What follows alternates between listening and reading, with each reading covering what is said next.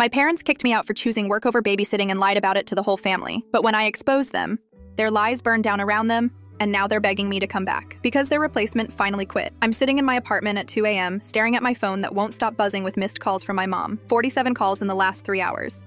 The voicemails started desperate and are now getting angry. I know what she wants. The same thing she's wanted for the past 10 months since she kicked me out of the house. For me to come crawling back and fix the mess she made. But this time is different. This time, she needs me more than I've ever needed her. And honestly, it feels pretty damn good. Let me back up. I'm Kelsey, 19. And until 10 months ago, I lived with my parents and my 3 younger siblings, twins Jackson and Harper, who are 8, and little Sage, who just turned 5. My mom Rhonda works part-time at a dental office, and my dad Camden is a shift supervisor at a manufacturing plant. Growing up, I was basically the built-in babysitter. While other kids my age were hanging out with friends or doing normal teenager stuff, I was changing diapers and making mac and cheese. Don't get me wrong, I love my siblings. But by the time I turned 18, I'd been taking care of them for so long that people assumed I was their mom when we went places. The arrangement worked when I was in high school. I'd get home, watch the kids until mom or dad got off work, help with homework, make dinner. But when I graduated and started working full-time at a local insurance office, things got complicated. My job required me to work until 6 p.m. most days, sometimes later during busy periods. Mom's schedule at the dental office was inconsistent. Some days she'd work mornings, some afternoons, some full days. Dad worked swing shifts, so he was either leaving for work when the kids got home from school or sleeping because he'd worked overnight. For months, I tried to make it work. I'd rush home during lunch breaks to check on the kids. I'd leave work early when I could, making up hours on weekends. My boss, Janet, was understanding at first, but it was becoming a problem. The breaking point came on a Tuesday in March. I had a major deadline at work, a client presentation that I'd been preparing for weeks. Janet had specifically told me that morning that I needed to stay late to finalize everything because the client was coming in first thing Wednesday. At 3:30, my phone started ringing. Mom, Kelsey, I need you to pick up the kids and watch them tonight. Camden got called in for overtime and I have to cover for someone who called in sick. Mom, I can't today. I have this huge presentation tomorrow and I need to stay late to finish it. What do you mean you can't? They're your siblings. I know, but this is my job. Can't you ask Mrs. Peterson next door? Or maybe see if Aunt Delia can watch them? The silence on the other end was ice cold. So your job is more important than your family. That's not what I'm saying. It's just this one time. This presentation could really help my career. Your career? Kelsey, you work at an insurance office filing papers. Don't act like you're saving lives. That stung. I'd worked hard to get that job, and I was actually doing well. Janet had been talking about promoting me to a junior agent position. But to Mom, it was just filing papers. Mom, please. Just this once. I promise I'll make it up to you. Fine, figure it out yourself, but don't expect me to keep covering for you when you can't even help your own family. She hung up. I sat there for a minute, shaking. I ended up calling Mrs. Peterson myself, and she agreed to watch the kids until Dad got home from his overtime shift. Crisis averted, or so I thought. When I got home that night around 10 p.m., the house was dark except for the living room TV. Dad was asleep in his recliner, and the kids were nowhere to be seen. I assumed they were in bed. The next morning, Mom was in the kitchen making coffee when I came downstairs for work. She didn't say good morning, just stood there with her back to me. How did the presentation go? Dad asked from the table. It went really well. The client signed with us. That's great, honey. Mom slammed her coffee mug down. Must be nice to prioritize your little office job over your family. Rhonda, Dad said quietly. No, Camden. She needs to hear this. I had to leave work early yesterday because she couldn't be bothered to help with her own siblings. Do you know how that looks? Do you know how embarrassing it is to tell my boss that my teenage daughter won't watch her brothers and sister? I felt my face get hot. I didn't say I wouldn't. I said I couldn't yesterday because of work, because of filing papers. It's not just filing papers, Mom. I'm learning the business. Janet thinks I have potential. Janet thinks you have potential? Mom laughed, but it wasn't a nice laugh. Kelsey, you're 19 years old with a high school diploma. Stop acting like you're some hotshot executive. That's when I snapped. At least I'm trying to build something for myself instead of treating me like live-in help. The words were out before I could stop them. Mom's face went white, then red. Live-in help? Is that what you think this is? All the things we've done for you? All the sacrifices we've made? And you think we're treating you like help? Mom, that's not what I meant. No, I think it's exactly what you meant.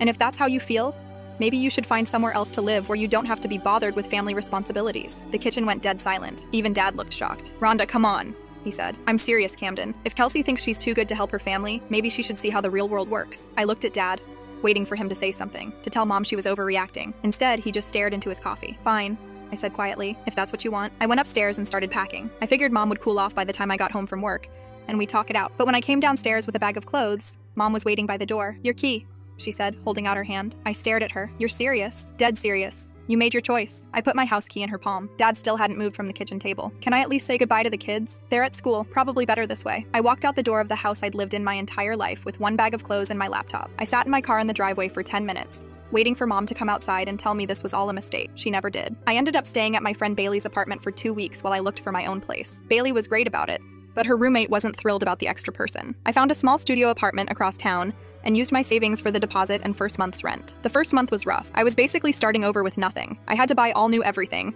from sheets to dishes to a coffee maker. My paychecks were barely covering rent and basic necessities. But you know what? I was managing. I was proving to myself that I could do it. Janet did give me that promotion, along with a small raise. I was learning to live on my own, and it felt good. The problem was, I missed my siblings like crazy. I'd been their primary caregiver for so long that not seeing them every day felt like losing a limb. I tried calling a few times in those first weeks, but Mom always answered and would make excuses about why the kids couldn't talk. They're busy with homework. They're playing outside. Now's not a good time. After a month of this, I gave up trying to call the house.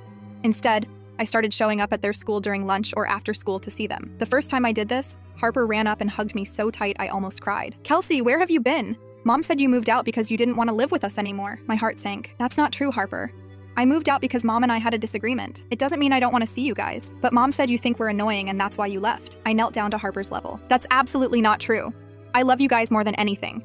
Sometimes adults have disagreements that have nothing to do with kids." Jackson was quieter, but he seemed happy to see me. Little Sage just wanted to show me a drawing she'd made in art class. I started making these school visits a regular thing. Once or twice a week, I'd show up during their lunch or after school to spend a few minutes with them. It wasn't ideal, but it was something. The kids would tell me bits and pieces about what was going on at home. Mom was stressed a lot, Dad was working more overtime. They had a different babysitter every week because none of them stayed long. "This week, it's Mrs. Garcia from down the street," Jackson told me. "But she fell asleep yesterday and Harper had to make dinner." "Harper made dinner? What did she make?" "Cereal. For everyone." I felt awful. Harper was 8 years old. She shouldn't be making dinner for her brothers. "Last week we had Ms. Jennifer," Sage chimed in, "but she left after Jackson threw up on her." "I was sick," Jackson protested. "It wasn't on purpose." These little updates broke my heart. It was clear that Mom and Dad were struggling to find reliable childcare, and the kids were caught in the middle.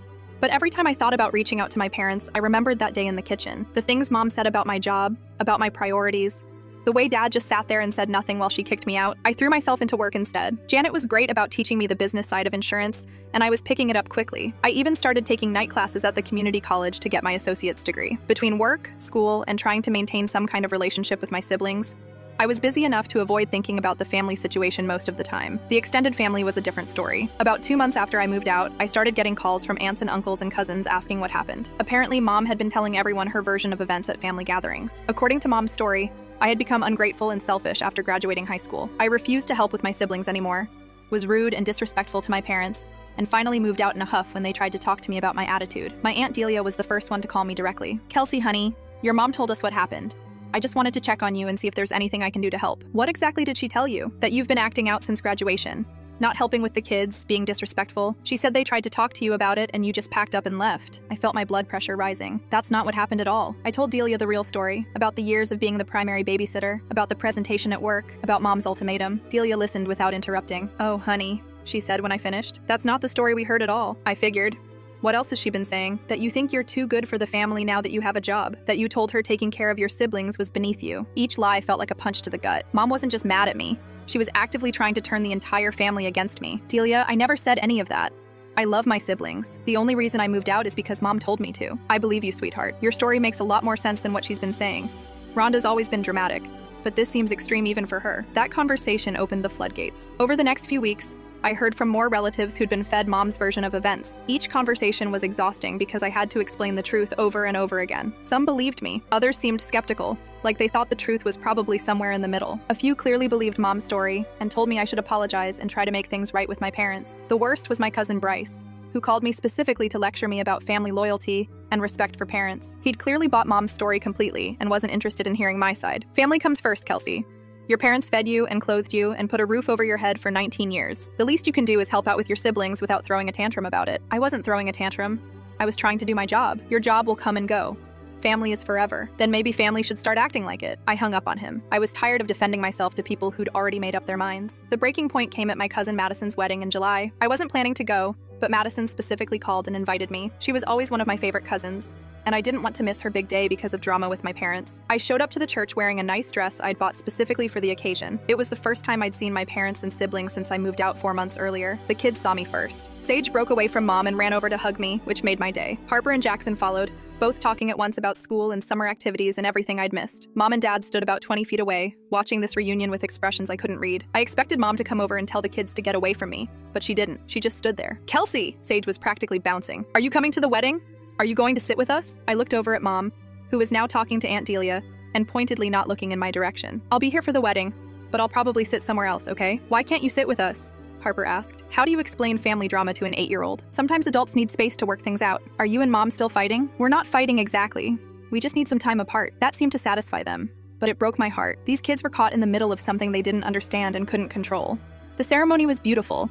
Madison looked gorgeous, and her new husband seemed like a good guy. During the reception, I sat at a table with some younger cousins and tried to enjoy myself, but I could feel eyes on me all night. Relatives who'd heard Mom's version of events were clearly watching to see how I'd behave, like they expected me to cause a scene or prove that I really was the selfish brat Mom had described. I was on my best behavior all night. I chatted politely with relatives, danced with my little cousins, and made sure to congratulate Madison and her new husband. I was determined not to give anyone ammunition for Mom's narrative. The trouble started during the bouquet toss. I was standing in the back of the group of single women, not really trying to catch it, when the bouquet bounced off someone's hands and landed right in mine. Everyone cheered and laughed, and I smiled and waved the bouquet good-naturedly. It was a harmless, fun moment that should have been completely forgettable. But as I was walking back to my table, I overheard Mom talking to my Aunt Carol. Well, that's typical. Even at someone else's wedding, she has to be the center of attention. I stopped dead in my tracks. I hadn't even tried to catch the bouquet.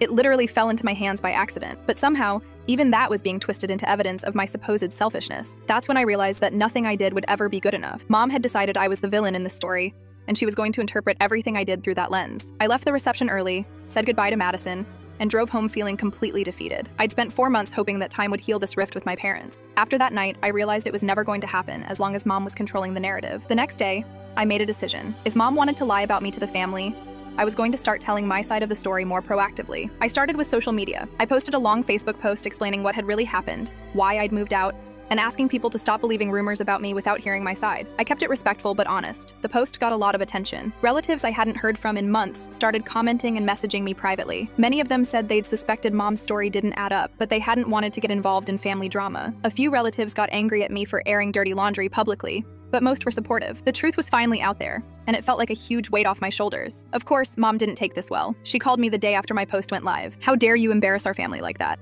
Posting our private business for everyone to see? I wouldn't have had to if you hadn't been lying about me for months. I never lied about anything. Everything I said was true. Really? You told people I said taking care of my siblings was beneath me. When did I say that? You didn't have to say it. Your actions said it loud and clear. My actions? You mean prioritizing my job one time when I had a major deadline? This is exactly the attitude I'm talking about. You're selfish and ungrateful, and everyone can see it now. The only thing everyone can see is that you kicked your own daughter out for choosing work over babysitting once, then lied about it to make yourself look better. She hung up on me. Dad called an hour later. Kelsey, you need to take down that post and apologize to your mother. For what? For telling the truth? For embarrassing the family? People are calling your mom asking questions and it's causing problems. Good. Maybe she'll think twice before lying about me. She wasn't lying. She was hurt. And maybe she exaggerated some things. But you need to take some responsibility for your part in this. My part? Dad, you sat there and said nothing while she kicked me out. You watched me pack my bags and leave and you didn't say a word. I thought you both needed time to cool off. It's been 5 months. How much time do we need? As much as it takes for you to grow up and realize that family comes first. Family does come first. That's why I'm fighting for a relationship with my siblings despite you and Mom trying to prevent it. We're not preventing anything. You're welcome to come home anytime you want to apologize and start acting like part of this family again. Apologize for what? For having a job? For being responsible? For not wanting to be treated like hired help? For being disrespectful and selfish? That's when I knew this conversation was pointless. Dad had completely bought into Mom's version of events, or he was too afraid to disagree with her. Either way, he wasn't going to be any help. Dad, I love you, but I'm not apologizing for something I didn't do. When you're ready to have an honest conversation about what really happened, you know where to find me. I hung up and immediately felt exhausted. Fighting with my parents was emotionally draining, especially when they seemed determined to rewrite history. But the social media post had done what I hoped it would do. The truth was out there, and most of our extended family now knew both sides of the story. I felt like I could finally stop defending myself and focus on moving forward. Over the next few months, I settled into my new life. Work was going well, and I was taking 2 classes per semester at the community college. I was still visiting my siblings at school when I could, and they seemed to be adjusting to the new normal. I also started dating someone I met through work. Trevor was a claims adjuster who worked with our office regularly, and we'd been flirting for months before he finally asked me out. He was sweet, funny, and completely drama-free, which was exactly what I needed. The first time I told him about my family situation, I was nervous about how he'd react, but Trevor just listened and then said, "That sounds really hard, but it sounds like you made the right choice." Having someone in my corner who wasn't related to me felt amazing. Trevor didn't have any agenda or family loyalty clouding his judgment. He just saw the situation clearly and supported me. Things were finally starting to feel stable when I got a call from Mrs. Peterson, our former neighbor. "Kelsey, honey, I don't know if I should be telling you this, but I thought you should know. Your parents have been going through babysitters like crazy." "What do you mean?" "Since you moved out, they've had probably 15 different people watch your siblings. None of them last more than a week or 2. Why? What's happening?" Mrs. Peterson sighed. "Well, from what I can see, your mom has very specific ideas about how things should be done, but she doesn't communicate them clearly. She expects these babysitters to just know how she wants things handled. And when they don't do it her way, she gets upset. That sounds like Mom. Last week, she fired a woman because she let the kids have sandwiches for dinner instead of cooking a hot meal. The week before that, she fired someone for letting the twins stay up 15 minutes past their bedtime. I felt bad for the babysitters, but I also felt a little vindicated. Mom had unrealistic expectations, and now she was learning what it was like to try to find reliable help. The kids keep asking the babysitters about you, Mrs. Peterson continued. They want to know when you're coming home. Some of the babysitters have told me that dealing with the kids asking about their sister makes the job even harder. My heart ached for my siblings. They were caught in the middle of this mess, and they didn't understand why their big sister had suddenly disappeared from their lives. Mrs. Peterson, can you do me a favor?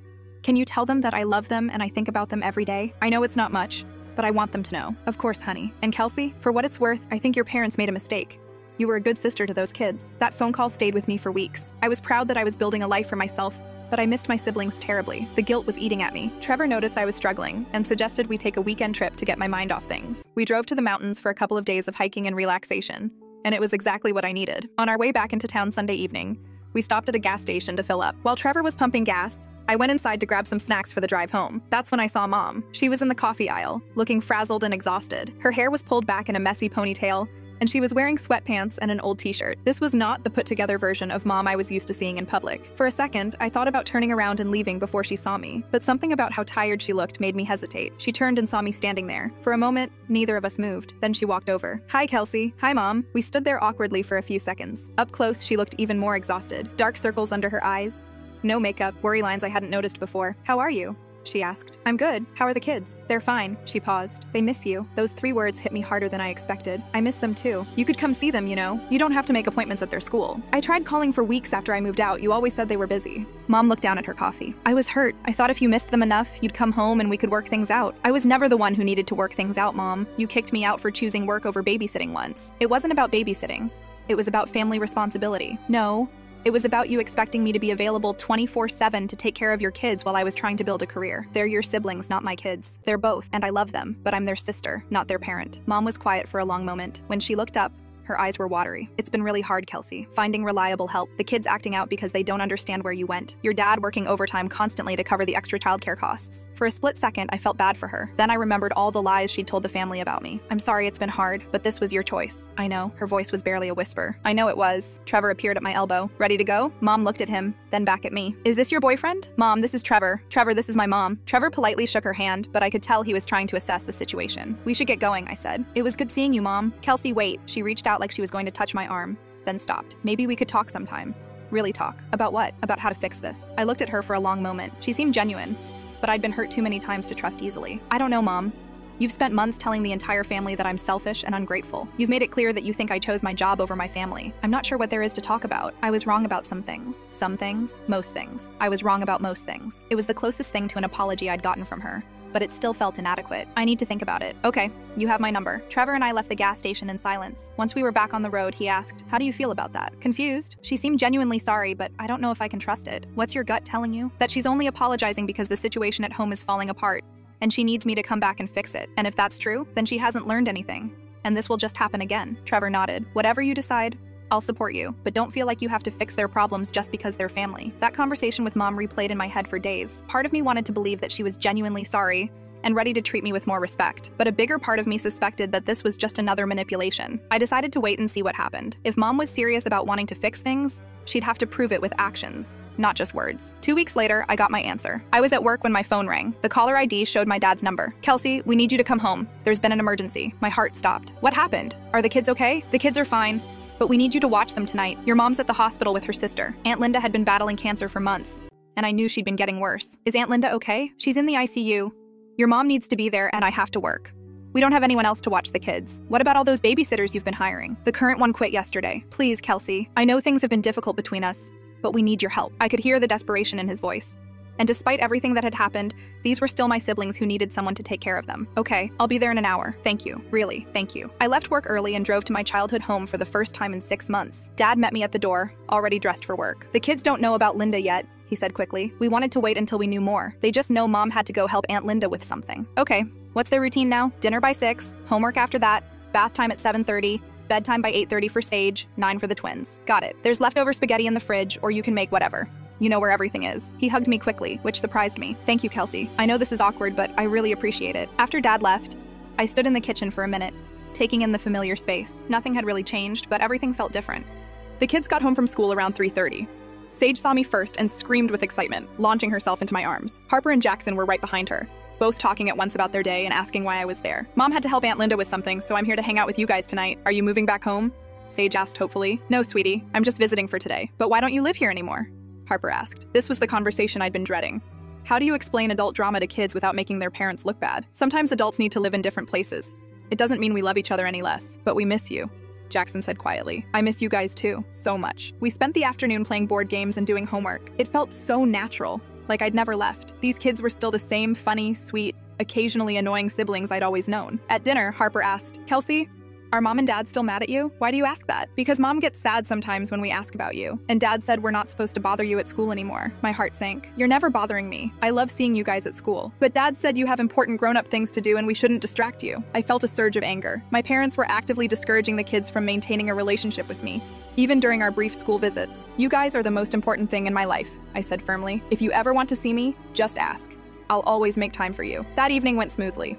The kids were happy to have me there, and I was reminded of how much I'd missed this daily routine with them. Bedtime stories, tucking them in, making sure they felt safe and loved. Dad got home around 11 p.m., looking exhausted. How did it go? Good. They were angels. How's Aunt Linda? Not good. The doctors think it might be a matter of days. I'm sorry, Dad. I know Mom is close to her. Yeah, she is. Listen, Kelsey, I know this is a lot to ask, but would you be able to help out for the next few days? Just until we can figure out a more permanent solution? I hesitated. This felt like exactly what Trevor had warned me about. Coming back to fix their problems without addressing the underlying issues. Dad, if I help out, are Mom and I going to talk about what happened? Really talk? Not just pretend everything is fine? Yes, absolutely. Your mom knows she was wrong about some things. Some things? Okay, most things. She knows she was wrong about most things. The same phrase Mom had used at the gas station. Like they'd rehearsed it. I'll help for a few days, but only if we're going to have a real conversation about how to move forward. Deal. Thank you, Kelsey.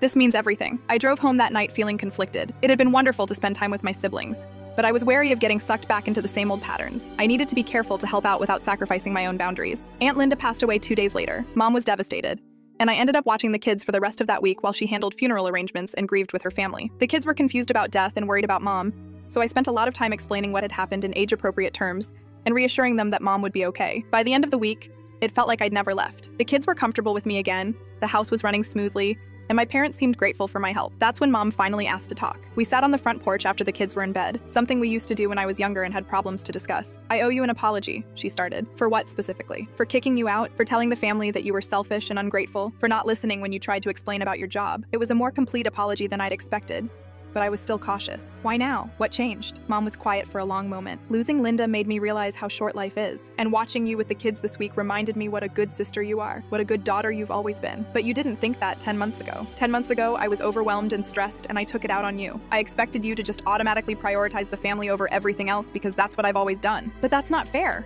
I know that now. I've spent the last 10 months trying to replace you, and I finally understand that what you were doing for this family wasn't easy or automatic. It was a choice you made every day because you love us. This was the conversation I'd been waiting for, but I still wasn't sure I could trust it. What about all the things you told the family about me? I was hurt and embarrassed. I didn't want to admit that I'd made a mistake, so I made you the villain instead. And now I need to fix it. I need to tell everyone the truth and apologize to you publicly. And what about Dad? He went along with all of this. Mom looked down at her hands. Your dad didn't want to kick you out. He thought we should all sit down and work it out, but I was so angry, and I convinced him that you needed to learn a lesson. By making me homeless, by making you realize how much this family means. But all I did was hurt everyone, especially you and the kids. We talked for another hour about boundaries and expectations and how to move forward. Mom agreed that my job had to be a priority and that I couldn't be expected to drop everything for babysitting emergencies. She also agreed to set the record straight with the extended family. It felt like progress, but I was still hesitant to move back home. I'd worked hard to build my independence, and I didn't want to lose that. Can I think about it? I asked. Of course, but Kelsey, I hope you'll consider it. The kids need you, and honestly, so do I. I drove back to my apartment that night with a lot to process. The conversation with Mom had gone better than I'd expected,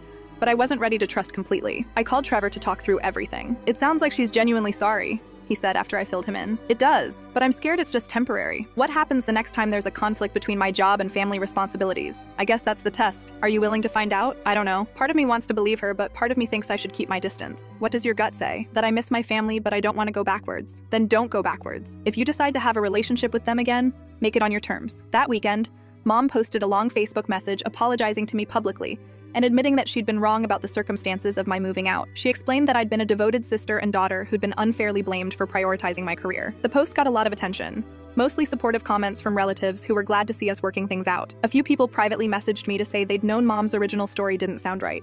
It felt good to have the record corrected, but I was still taking things slow with my parents. I agreed to have dinner with them the following week to continue our conversation. We talked more about boundaries and expectations, and for the first time in months, it felt like we were actually communicating. I don't want to move back home right away, I told them. I need to know that these changes are permanent, not just temporary because you need my help. Fair enough, Dad said, but we hope you'll spend more time here. The kids miss you. I miss them too. Maybe I could come over a couple times a week for dinner and to help with homework? That would be wonderful, Mom said. Over the next few months, I slowly rebuilt my relationship with my parents. I came over for dinner twice a week and helped with the kids when I could, but I kept my apartment and my independence. The real test came in December, when I had another big deadline at work that conflicted with a family obligation. My cousin was getting married on a Saturday, and Mom asked if I could watch the kids so she and Dad could both attend. But I had a major presentation the following Monday that required weekend preparation time. I braced myself for another fight when I explained the situation to Mom. Instead, she said, "That's fine. I'll ask Mrs. Peterson if she can watch them. Or maybe just one of us will go to the wedding. Are you sure? I know it's important to you. Your job is important too. We'll figure it out." That's when I knew the changes were real. Mom had learned to respect my priorities instead of expecting me to automatically sacrifice them for family convenience. These days, things are good between us. Not perfect, but good. I still live in my own apartment, but I spend a lot of time at the family house. The kids and I are close again, and my parents treat me like an adult with my own responsibilities. I'm still taking classes toward my associate's degree, and Janet promoted me again last month. Trevor and I are still together, and he gets along great with my family now. The best part is that I don't feel guilty anymore about having boundaries. I love my family, but I also love my independence and my career. It took almost a year of conflict to get here, but I finally feel like I have the best of both worlds. Mom still struggles sometimes with wanting me to drop everything for family emergencies, but she's gotten much better at respecting my schedule and finding alternative solutions. Last week, she told me she was proud of how I'd handled everything. "You were right to stand up for yourself," she said. "I'm sorry it took me so long to see that. It wasn't easy to rebuild trust after everything that happened, but I'm glad we did. Family is complicated, but when it works, it's worth fighting for, even when the fight is with the family itself."